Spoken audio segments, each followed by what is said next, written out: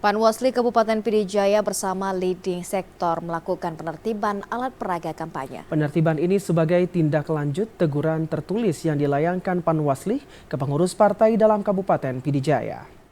Penertiban alat peraga kampanye dilakukan oleh Panwasli Pidijaya bersama Satpol PP dan leading sektor terkait. Kegiatan ini dilakukan agar proses tahapan pemilu berjalan sebagaimana mestinya.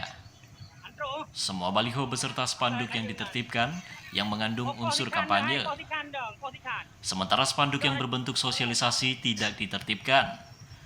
Semua baliho dan spanduk ditertibkan dengan cara dipotong sehingga tidak bisa digunakan kembali. Tim Panwasli Kabupaten Pidijaya, Yusra Hayati mengatakan, dalam penertiban tersebut melibatkan Satpol PP beserta pihak kepolisian untuk pengamanan. Penertiban yang dilakukan karena sudah jauh-jauh hari diberikan teguran tulisan ke pihak partai politik, namun tidak ada yang menurunkan alat peraga kampanye tersebut. Itu kan belum masuk masa kampanye dan itu masuk ranah kita untuk menertibkan beserta dengan Satpol PP maupun pihak terkait lainnya. Penertiban akan dilakukan dalam seminggu ke depan di semua kecamatan dalam Kabupaten Pidijaya.